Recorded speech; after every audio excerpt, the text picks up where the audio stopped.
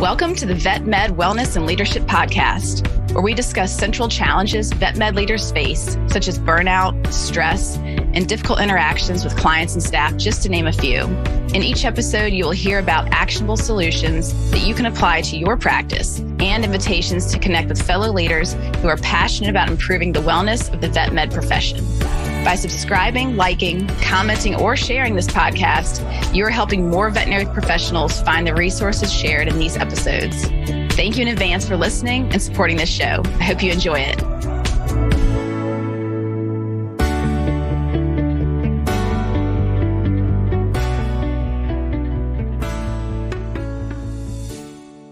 Hi there, Crystal Stokes here, and with me today is Dr. Liz Barton, a UK veterinarian who loves to develop solutions.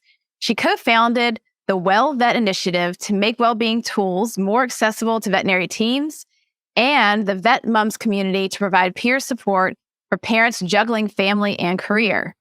Despite loving clinical practice, she has diversified into her current role as head of communications at VetCT, a global teleradiology and teleconsulting provider, which she describes as her dream role with a dream company. Dr. Liz, thanks so much for being with us today.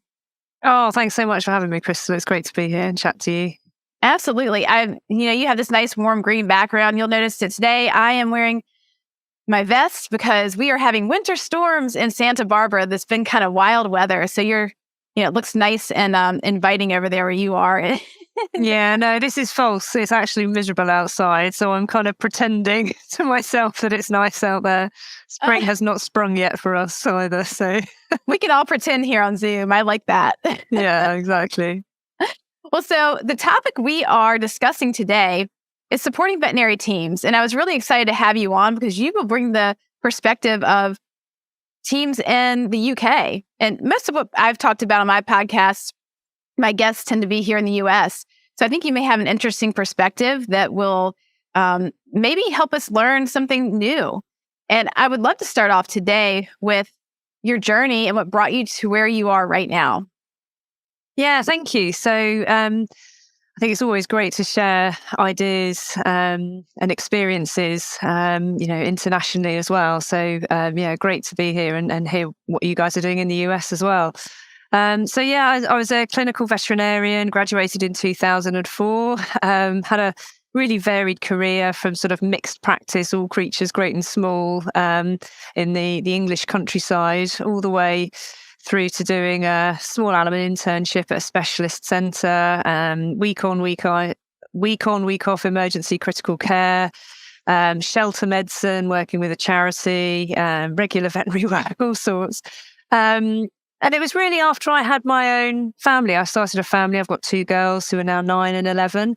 And after having my second daughter and working part-time, I found this really comfortable clinical niche for myself, and was quite happy in my home and work life. I'd been through a few ups and downs, but I was actually in a really good place. And I suddenly sort of took a step back and saw the people around me struggling and, a lot of friends and colleagues going through difficult times. And the sad truth that many of us in the profession and in the industry have had friends that have taken their own lives, and really wanting to do something about it, but not feeling I had the expertise to do it. So I actually started in the evening, trying to just curate and collate resources together. It was a time in the UK in the sort of 2015, 16, 17, that wellbeing was starting to be talked about, and you were starting to see the occasional wellbeing talk at a conference and some resources being shared.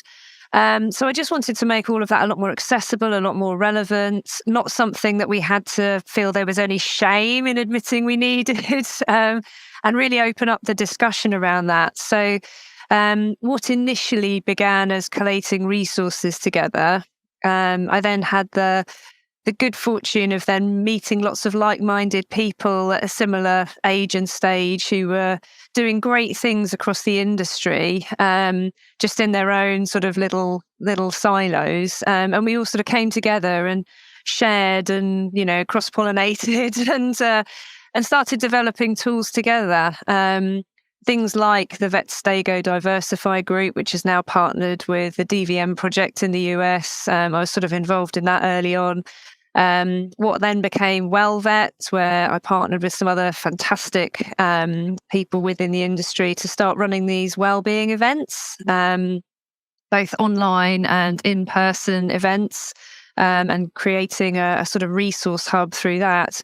And also founding the Vet Mums Facebook group, which now has over sort of 7,000 members discussing the challenges of being a parent and a professional, around the challenges of veterinary practice. That all led to using my non-clinical skills, my transferable skills. Ended up doing sort of PR, marketing, social media, event management, all sorts of different things.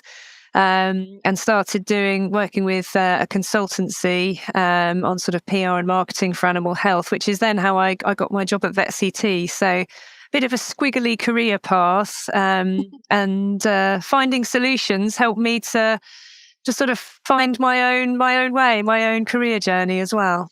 What a fabulous story. And so many of us do have squiggly career paths, which makes life so fun and interesting.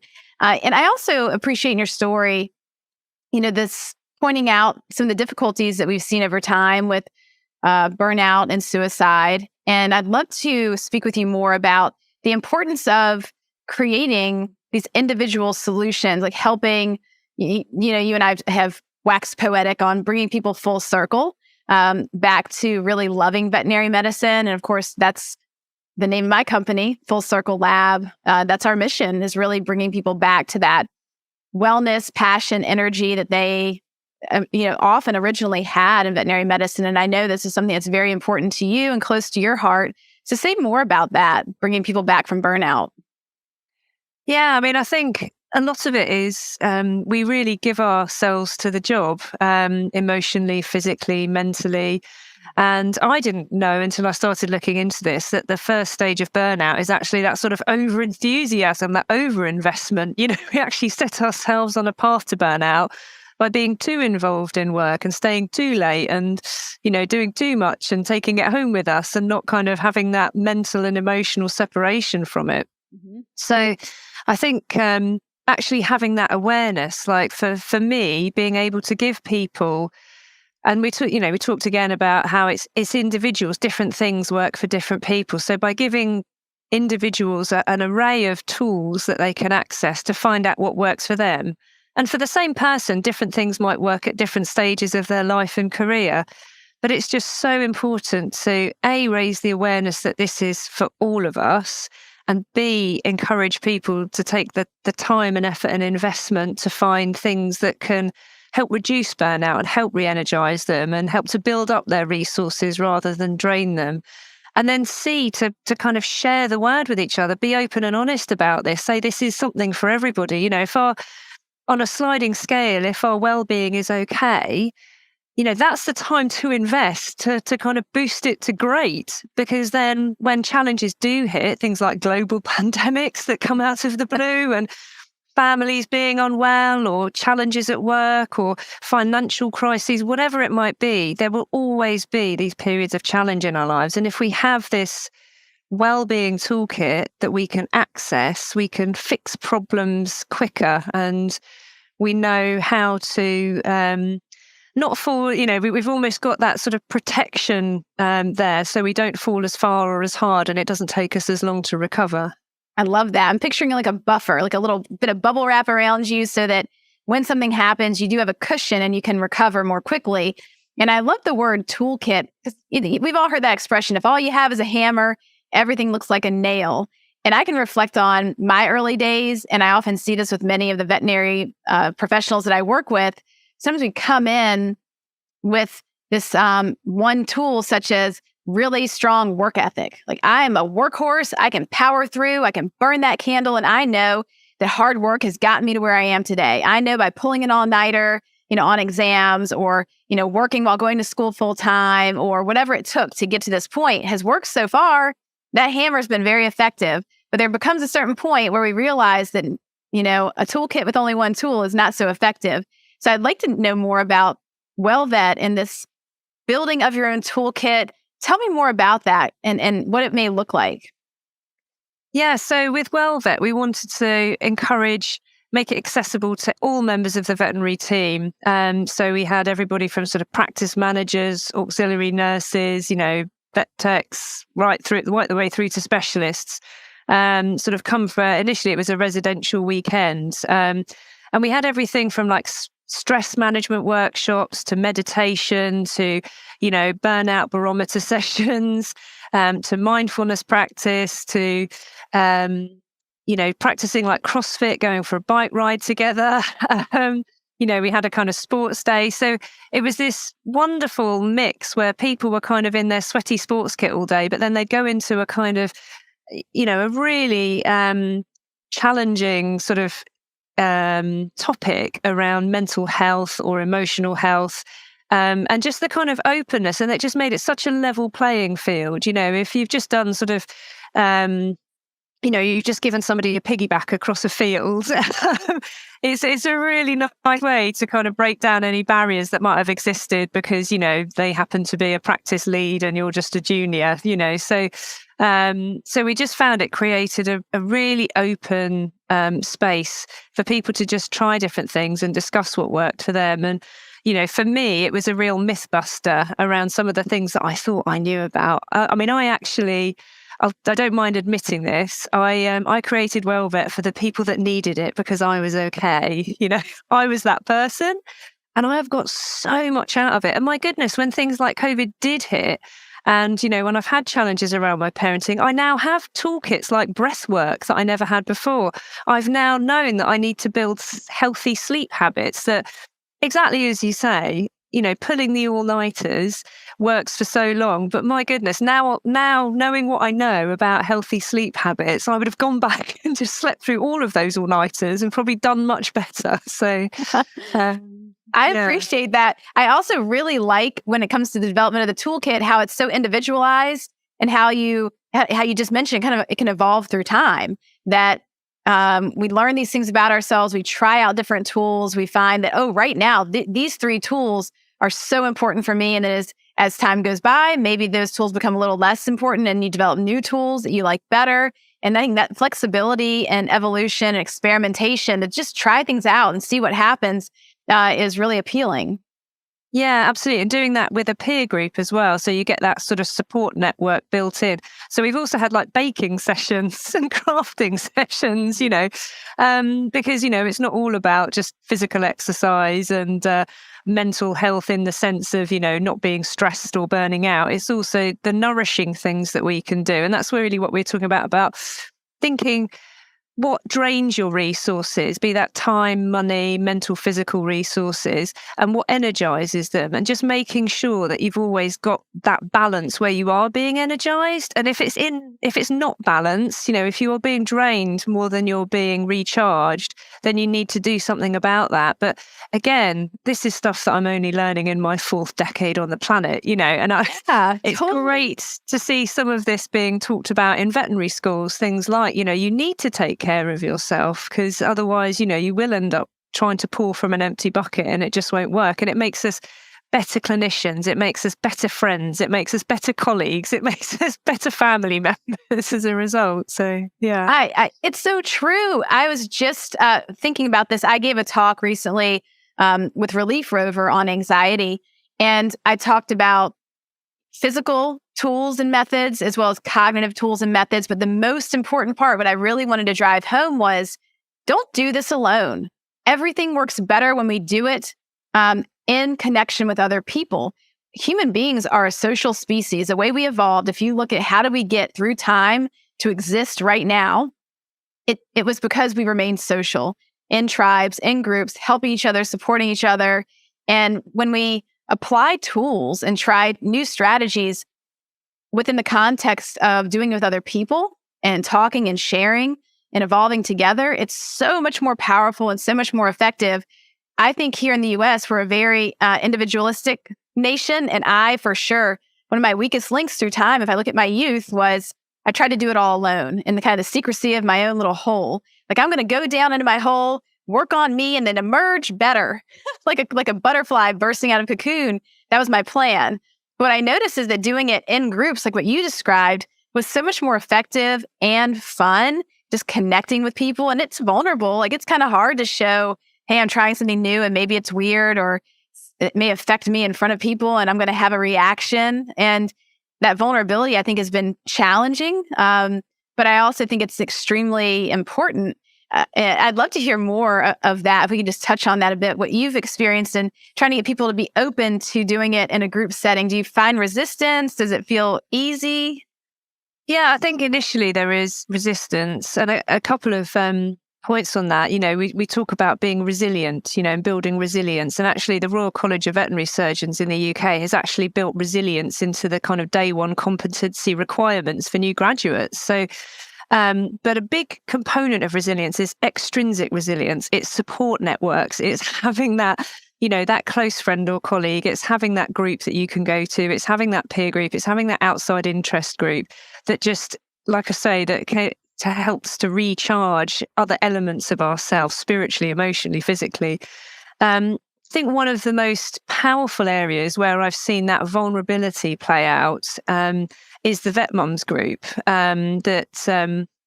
we just set up and invited a few of our friends, because there's a lot of things I learned the hard way as a parent, shall we just say? I felt like you get loads of support when you're pregnant. You know exactly what's going to happen, loads of medical support. And then all of a sudden you have a child and you go home and there's just none of that. And all of a sudden you have this awesome responsibility of another human being.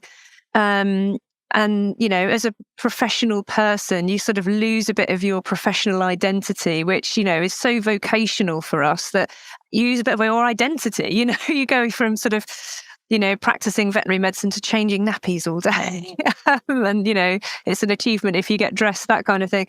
And nobody prepares you for that emotional shock, that physical shock, and kind of how long it goes on for and how it kind of wears you down. So just the vulnerability that people show within that Vet Mums Facebook group of coming in and saying, okay, I'm experiencing this. Quite often they'll post it anonymously, like, does that make me a terrible vet or a terrible mum or both? Or, am I failing in this? And my child did that. And, my body's done this. And, just really open and honest. And the comments, the support, everybody's going, oh my goodness, me too. But I never spoke about it before. And it's so, cathartic and healing for so many people to then be able to share and be able to say, well, it's not just me.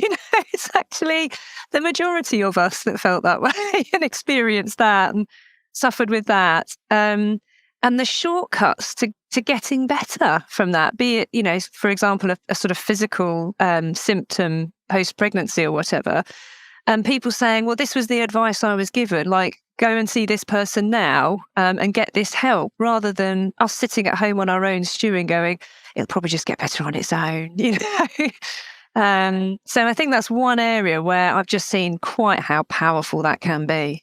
Oh, so important. And it makes me think of the importance also of teams. Like, we often are engaged in a team fashion in veterinary medicine. There might be a few people that are solo in certain roles, but generally speaking, we're in groups. And if we can have this in mind, that this team can be an extrinsic support network and mindfully cultivate that, what a gift and what a benefit that is.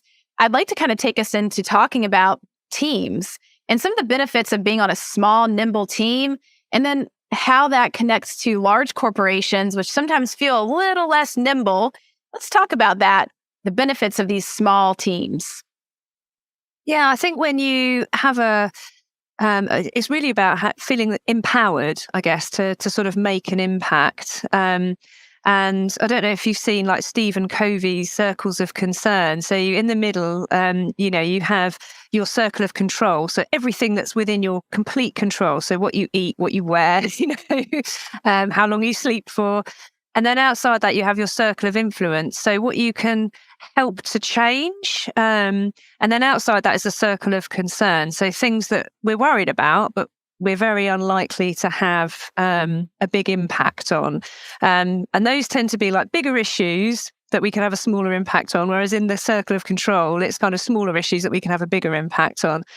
And I think when you have a kind of small, nimble, agile team and you're able to kind of have those conversations and, exert that influence, you can see changes happening and you're able to be part of that. And that can be really empowering and encouraging.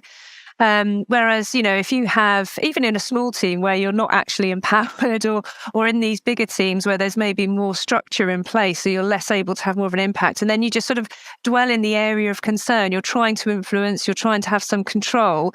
And when you can't, it's really disempowering and sort of can be disenfranchising as well with your role and your position in the profession. So I think it's so important for individuals to be able to be given areas of control and feel that they can influence things that impact their well-being in particular and the well-being of their colleagues and, by extension, delivering better care to their patients and clients. Absolutely. It's good for everyone, including the patients.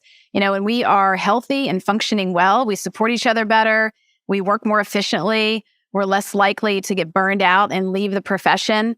And I love your point on that empowerment. For people that feel like you may be listening and thinking, I'm in one of those situations where I have a really large area, that circle of concern, where I don't have any authority or power to make a difference, and I feel stuck, I feel frustrated. Advocate for yourself.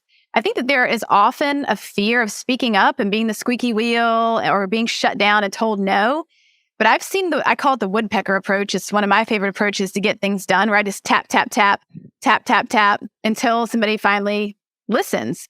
And in the larger corporations, sometimes it's not a matter of them not caring. It's just that they have so many priorities, they don't know where to put yours. Like, where does it go on the giant list of 100 things that need to get done?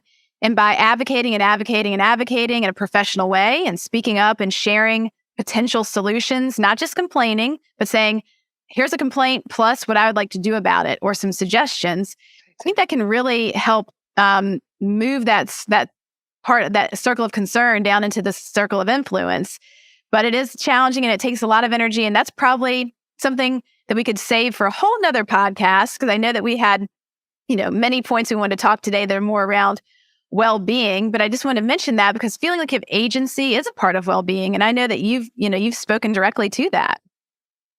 Yeah, absolutely. And, I think by empowering people as much as they can, like you say, to be able to say to small teams, right, we're going to give you, this freedom to exercise small changes, or maybe even bigger changes that, have a positive impact on you and your team. As long as, exactly as you say, as long as you've approached it professionally and you've advocated for it in the right way and you've shown the reasons why, and you can even show return on investment for this stuff. There is a huge amount of data out there about financial and recruitment and retention sort of dividends that are paid when people actually do prioritize well-being. So, absolutely, it's something you can make a great case for making positive changes in your own space. It's just really important for all leadership at all stages of the chain to really listen and be open to that.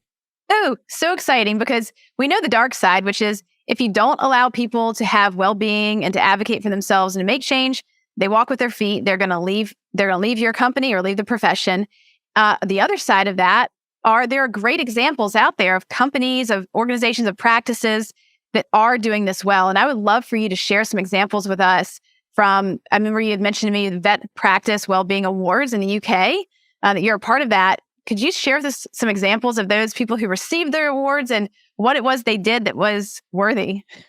Yeah, I was a board member for the Society of Practicing Veterinary Surgeons in the UK, and together with the Royal College of Veterinary Surgeons Mind Matters initiative, they started running these Vet Wellbeing Awards, which recognise small, medium and large practices that were really making positive change. And there were some fantastic examples, kind of reading the entries, everything from just putting up gratitude boards where members would come in and sort of pin examples of, things they were grateful for, through to having kind of buddy systems and making sure that everybody was partnered up with somebody that they kind of had regular check-ins with so that they could, just download and offload and share both clinically and sort of pastorally about other things that were going on. So, yeah, there actually on the Vet Wellbeing Awards website, there's lots of different examples and ideas for, small, medium, large practices of different sizes, but also, what works in farm animal practice versus small animal practice versus equine, or across the board. So again, it's similar to having that individual toolkit. It's about kind of just thinking about what might be out there in terms of a practice toolkit. What have other practices done? Let's look at some examples of that and see what would apply to our practice, what would work in our setting, and being prepared to have a go at some stuff that might not work. A gratitude board might not work for some practices, whereas making sure that everybody has a shared lunch break, actually timetabling that in and shutting the doors and switching the phones off for a shared lunch break would be fantastic for another practice, for example. So it's about figuring out what works for your team, and making sure you give it a go and implement it and talk and iterate, and then layer on something else. That worked. Now what else can we try, and just grow it over time. Ooh, it reminds me of when you say grow over time, I like to use the example of developing these things is like developing a garden, and it takes continuous effort. You can't just start a garden and then walk away, because it'll turn into a feral wild place full of weeds. That continuous development is so necessary in developing these things and supporting your team. And today our whole conversation has been around supporting veterinary teams. And I think you've brought in some wonderful perspectives and a lot of great resources that people can use, so we don't have to reinvent the wheel. There are already many things out there, support you can get. We'll link all those things up in the show notes today that you talked about. And I wanted to know if there are any takeaways you want those listening today to really leave with, as well as where you'd like for them to find you if they'd like to connect and learn more. Yeah, great. I think my takeaways would absolutely be that both as individuals and teams, we just have to prioritize this. We have to give it the time, the thought, potentially invest, whether that's in training or, in tools that we can use as individuals or collectively. So absolutely, to be aware of the importance, to prioritize it and to talk about it together. So it's not a shame thing, and it's not something that, that's a needy person because they're looking at well-being stuff. No, they're a person. They're part of humanity. Therefore, we all need this stuff. So yeah, I think that would be my key take homes. And in terms of where you can find me, so my LinkedIn is liz.barton.vet. I'd love to connect with you there. And WellVet is wellvet.co.uk. That's the website. And you can email me liz.barton@vet-ct.com. Excellent. So all that will be linked up in the show notes, so you don't have to hunt for it. Dr. Liz, I've so enjoyed today's conversation, and thank you for joining us, across the ocean and doing this podcast with me. That's the beauty of virtual, isn't it? It's been a real joy. Thank you. I love the conversation. Me too. Thank you for joining me today. I hope that you feel stoked after listening to this episode. And as always, I would love to hear your comments and feedback. Is there a topic that you want to know more about? Please let me know. And thank you again for subscribing and sharing your favorite episodes with others. It really means a lot.